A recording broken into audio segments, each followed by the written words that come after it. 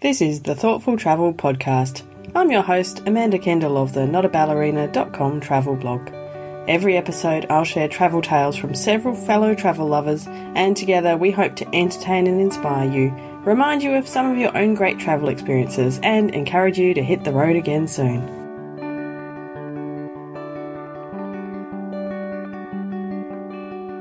Hello and welcome to episode 125 of the Thoughtful Travel Podcast. Today's topic is spending years abroad. Now, this doesn't appeal to everybody, but I know there's a big proportion of this audience that either has already spent years abroad or would really like to. And that makes it a pretty exciting topic for me. As for me, I have spent, well, I don't know in total, probably a lot longer, but in one stint, I did spend about 5.5 years living abroad. I'll tell you more about that in a moment. But before I get into the whole years and years abroad thing, let me welcome this month's sponsor, Awesome Maps. As you can probably guess from their name, they make awesome maps. But not just any old maps. They make these like totally gorgeous world maps all about different topics. And for example, they have a range of activity maps. And the activities include things like hiking, surfing, diving, golf, mountain biking, yoga, and more. And each map is full of these gorgeous illustrations and annotations that tell you all about those activities in different parts of the world. So my son and I both love staring at maps. We have a huge world map on my bedroom wall, and honestly, some days I think we stand there and look at it more than we look at the TV. We like to remember where we've been, and he likes to get me to quiz him on where countries are and what their capitals and match to the flags because they're all along the top and bottom of the map. Oh, we love that map there. But it was pretty exciting to pick out something new from Awesome Maps. It was hard though, because there's so many good ones. But if you remember, last week's episode topic was hiking. And I said my son and I are pretty keen to get hiking soon. So you might not be surprised that we picked the hiking map. So it is winging its way to us right now. And I can't wait to tell you what we think of it when it arrives and where it inspires us to want to go next. I think that'll be maybe the problem of this awesome map.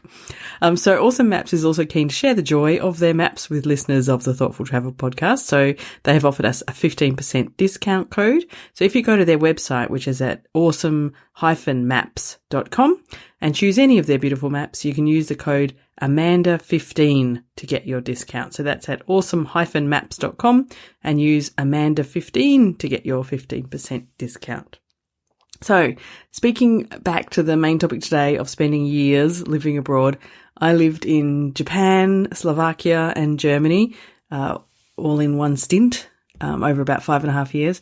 And the whole way I actually had a world map that I kept on the wall of my different apartments. I would mark the places I'd been and plot where I might go next. I could stare at those kind of maps forever. Anyway, speaking of the whole living abroad thing, I started off going for 1 year. Like I didn't necessarily think I would be away longer, but I didn't necessarily feel committed to coming back after a year. Signed a contract for a 1-year teaching job in Japan. But it's hard to stop living abroad sometimes. And I think we'll find that that's something that all my guests today have in common. Now, my first guest is Kelly Dunning, and she started traveling abroad nearly 10 years ago and has a really interesting story about how it all came together. My plan back in 2009 was to go on a working holiday in New Zealand for about maybe 6 or 8 months and then come back home to Canada. Right. What I didn't know is that I would find a job working at like a weird, creepy old prison from the 1860s. And that when I arrived at the prison, there'd be this English guy in like full zombie makeup who would say hi to me, and then we'd basically fall in love and hang around New Zealand for a bit. And so we met each other there at that prison, which is very strange and fun. And then I traveled around New Zealand a bit separately, and he did his own thing for about 6 weeks. And then we met up again in Christchurch, and we were staying together in these little cheap accommodations in Christchurch, and I'm working there. And we got to this point. We'd maybe been together about 3 months by this point, and he had to go back home to England, and we were both kind of sad about that. And he said, well, why don't you come with me? Good suggestion. And I went, why not? Why not indeed? Why don't I just go to England? And because I was on a working holiday visa in New Zealand, and I realized I could get a working holiday visa for the UK as well. Yes, you could. Perfect. So I just threw my passport in the mail and got a working holiday visa for the UK that came like the day before we flew out. Oh no, stressful. Just spontaneously decided to just go to England, and it was kind of crazy because at the time I was like, oh, I've only known this guy for a few months, and and like, what if it doesn't work out? And then I said to myself, I'm like, well, if I don't do this, I will always wonder. It will always be that thing that I question whether or not it would have happened. And so I just did it so that I wouldn't be like an old lady wondering what might have happened. And I also thought, if it all goes wrong, I could just backpack around Europe or something. Yes, exactly. It's not like you were heading to, I don't know, the moon or something. There's all sorts of opportunities. Yeah, so we just went, and I went to his small town in northern England, and we ended up living there for about 14 months. And during that time, we kept talking about like, okay, we both love travel. We both want to spend our 20s, because I was 23 at the time. He was 22. Right. And we both wanted to spend like the rest of our 20s traveling, and we needed to find a way to do that without having to pick up everything and move and then find a new job in each place. And then exactly. It's harder to do it that way. So we decided, we were talking about working online, and this was around the time when the digital nomads thing started becoming popular. People were writing blogs. There were like people like Cody McKibben and stuff, like writing these blogs about this lifestyle of like working on your laptop from this beautiful like beach in Bali or something. And we started saying we could do this. And in New Zealand, I'd started doing a few odd jobs as a freelance writer, like a few little gigs here and there, because I was trying to make money while I was on the road. And we got together and we said I could probably build up a freelance writing career that could sustain us while we were on the road, and then we could start a travel blog as well, and we could make it work. Cool. And we were both crazy enough to do that. And we just and that's why I'm really glad that I met Lee. And we met when we were traveling, because we were both kind of like willing to take that risk and go traveling. So we were both also like in our life willing to kind of think outside the box and do stuff like that. And he's a great kind of partner in crime in that sense. Yeah, that's so true. It's great. Yeah, in that sense that you met each other, on the other side of the world from both your homelands. So, clearly you were both happy to be anywhere, and you had that in common to start with. Yeah, so it took about 14 months from like when I first started doing the first odd freelance gig to like building it up to a full-time income that I could sustain us on the road with. And it was like, I was also working in the UK. I was working at a nursery, like a daycare, taking care of children, 3 to 5 year olds. Ah, wow. That's they exhausting. were very sweet. Yeah, so I'd do that all day, and then I'd come home in the evenings and write. And I don't know how I did it. No, that's exhausting. I was like 23, 24, and I was working more energy then. Those 2 jobs, and somehow I still had a social life and did stuff, and it was crazy. And it was great. So that eventually, like, I built up the writing income, and then I went part-time at the job, and then full-time writing eventually. Like, I just kind of transitioned out of the day job and eventually quit it. And then eventually made enough online that we could just sell all of our stuff and hit the road.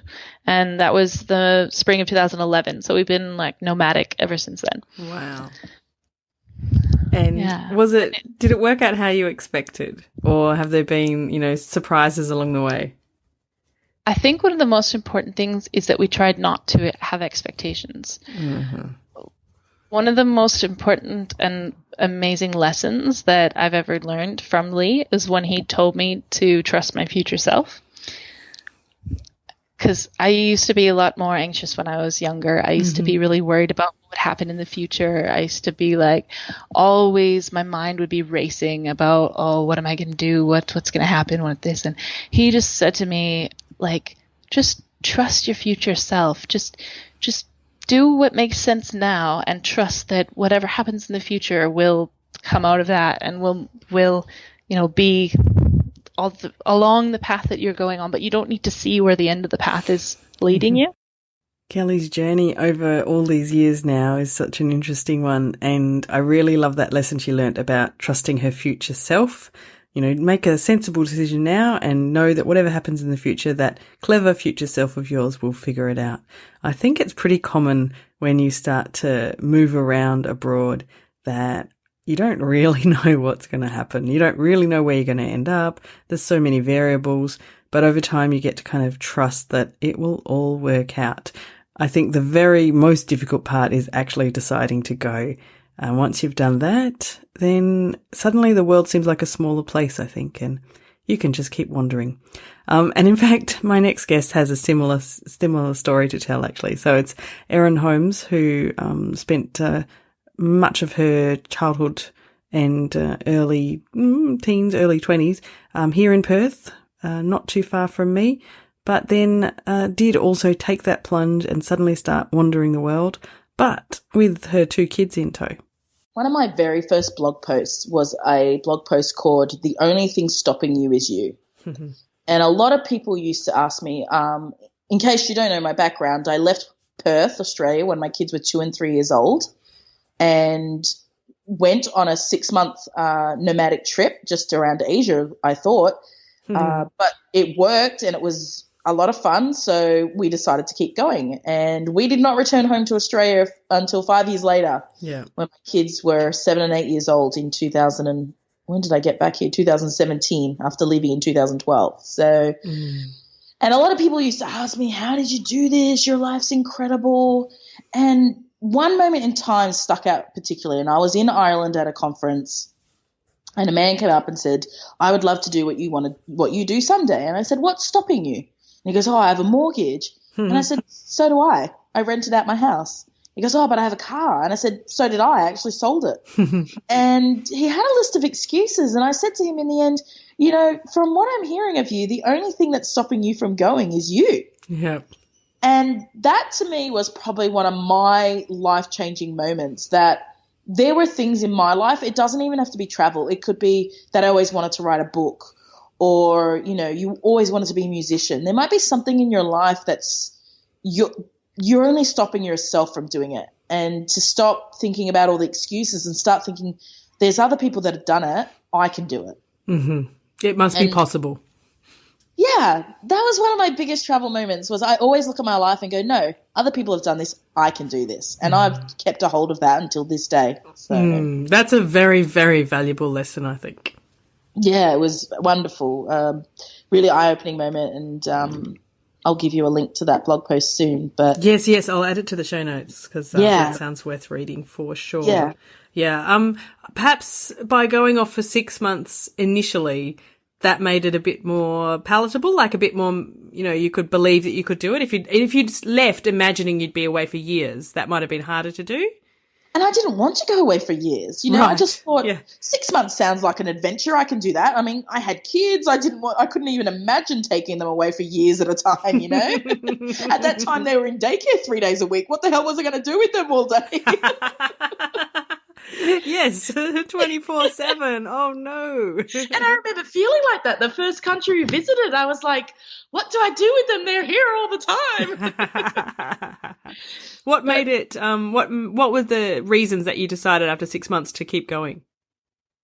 I was enjoying having my kids around and seeing them grow up and teaching them. I had started a blog, and I was really enjoying that, reaching out to people and talking to people from all walks of life. And I thought, you know what, this is just the beginning. The funny thing with travel is you have a bucket list in your head of all the places you want to see, and you never, ever get to the end. Yes. Because As soon as you start traveling, there's another place, there's another exciting journey, and you hear about other exciting things. And I think that was the downfall for us. We're just like, we can't stop. There's more. There's more.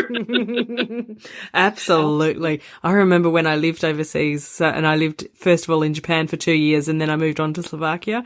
And my boyfriend at the time and I had this, we kind of came to this realization that you needed to spend 2 years in a place to really get to know it. Like the first year you're kind of still floundering, and then the second year you kind of know what to expect and what happens in different seasons and stuff. And then realizing that there's just a really limited number of lots of 2 years in my life. You know, I was already nearly 30, and, you know, what if I live to 90? That's still only like 30 more places I can live in. That's not enough. It's really awful. Dear. Keep going. Yeah. It's ever expanding, isn't it? So. Yeah. I like to think that that's the way we based our travels. There were certainly places we wanted to spend more time, and then there were places that we just flew right through. Yeah. Yeah, no, it's a good way to do it. And obviously your kids got a lot out of it, so as well as you. Yes, and that was great. Like my kids have just been in school for a year now, and my daughter's class were talking about whale sharks in class, and the teacher was giving them facts about whale sharks, and my 8-year-old daughter stuck up her hand and said, well, that's actually not true. I went swimming with whale sharks in Mexico and blah, blah, blah, blah, blah, blah. Yeah. And he told me this at a parent-teacher interview, and I was just like so proud of her. I was like, yes, my kids had life-changing moments. And everybody's like, your kids aren't even going to remember it. You know what? If you ask them, they're probably not. But then there's one thing triggers. Someone goes, this is about whale sharks. And they go, hang on a minute, I remember that. Yeah, and exactly. It triggers and they remember, and I love that. Oh, absolutely. I mean, travel is just, I think, the best classroom that you could ever imagine. Yes. I'm so proud of everything they learned during their travels, and school is definitely giving them a whole new ball game and set of skills that we couldn't teach them during travel. And I think there's a place for both of them, but there was something really special about travel because not a lot of people do it. So they've got those skills that not a lot of kids have their age. So there's another lesson learnt from spending years abroad. The only thing stopping you is you. I think that's a really vital lesson. And if you are in that stage where you're wondering, you know, is this the right time for me to kind of leave everything and go traveling for a while? Just stop and think, is it really just you making excuses, and all of the issues that you're putting in the way, could they be solved? I know when I made the decision to move to Japan, I'd actually been trying to leave Perth for some time. I'd had a few false starts where plans had fallen through. And the eclectic range of places that I had tried to move to shows you that really I just wanted to leave and be somewhere else for a while. With my boyfriend at the time, we'd tried to move to Adelaide with his job, and then he'd been retrenched and we'd come home. We'd spent some time in the north of WA. And where else had I tried to get to? I'd got these, nearly got arrangements made through this volunteer program to spend some time in the Solomon Islands, and similarly in Cambodia. But none of them quite worked out for various reasons. And finally, going to Japan worked out. And I'm really glad it did, because I adore Japan. But honestly, I don't think it would have mattered where I'd started. Just getting out of my hometown for a while was the important part of it. And then everything followed from there. And it was all an amazing experience, just like Erin's. Now, my final guest today is Greg Seymour. And I was talking to Greg about when he lived in Costa Rica. And I asked him how long they had intended to stay when they moved there. It was open-ended. I think we probably thought we would be there longer than the 4 years we were. But 4 years, it's a small country, the size of a small United States state. And so we were able to travel everywhere and do everything we wanted to do and experience the culture, learn a bit of the language. So it was open-ended. I like to say it this way. I like to say we went to Costa Rica to live, not die. So many people go there at an advanced age, and they're looking to, escape the U.S. for one reason or another. and they plan on dying there. Right. It was a segue out of the corporate America lifestyle for us, and it taught us so many things about living with less and valuing adventure over stuff. Yes, I can well imagine it did. So I was actually just thinking along those lines. So you were in corporate America having, following the American dream kind of life, and then you land in Costa Rica. What was the initial feelings? Did you initially feel, are we doing the right thing, or did it just seem right straight away? It was surreal for sure. But it seemed right. We never once we're pretty thorough about deciding on things. And as a team, my wife and I do a great job of choosing something, researching it, and then doing it successfully. So we had decided to move to Costa Rica 2 years before we actually moved. Uh-huh. I was 38 years old, and my job was just super stressful, and I was working, way too many hours, and I couldn't get a break. Right.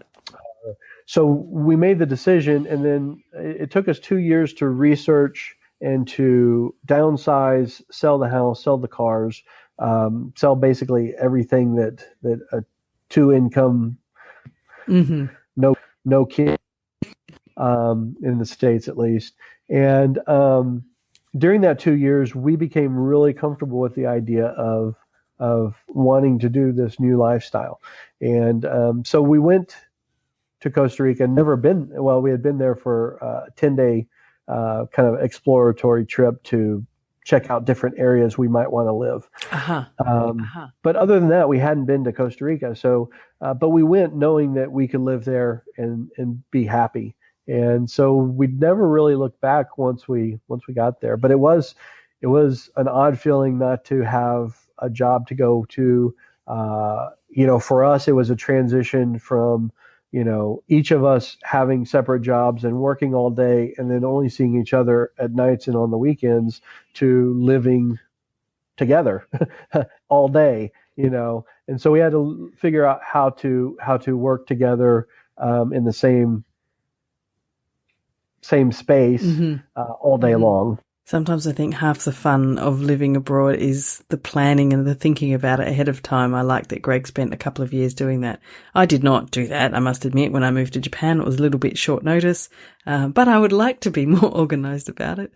And one day in the future, when I'm not bound by school terms and so on with my son, I hope to spend some more extended time living abroad. And I guess I'm daydreaming about it already, but there's a big problem. There are too many places I would like to do it, so I don't know how I'm ever going to narrow that down. But anyway, so if you are in that position where you're contemplating spending years abroad, or if you already have and you've got something you'd like to share about it, pop over to the Facebook group for Thoughtful Travellers and share it with us. If you're already a member, you might have seen recently-ish that I posted about Eva Vesterling, who's one of our valuable group members and has been for a long time and has been interviewed a few times on the show, and she's about to head off.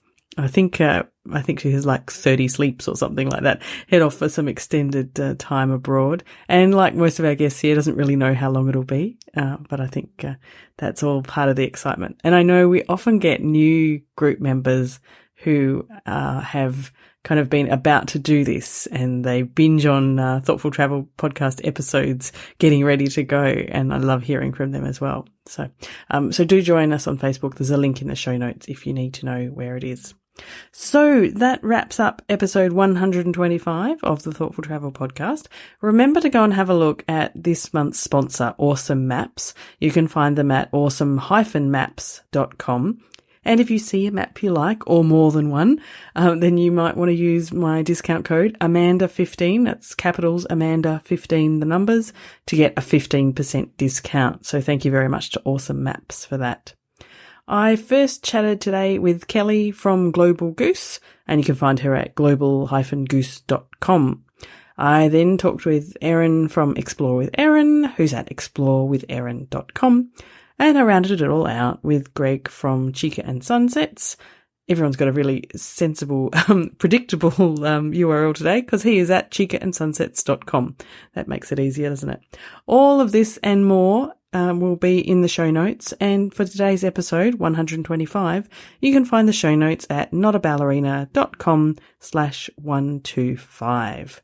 I hope you enjoyed hearing about spending years abroad, and I hope you're inspired to do the same sometime or to reminisce about where you've already spent lots of time abroad. Thank you so very much for listening.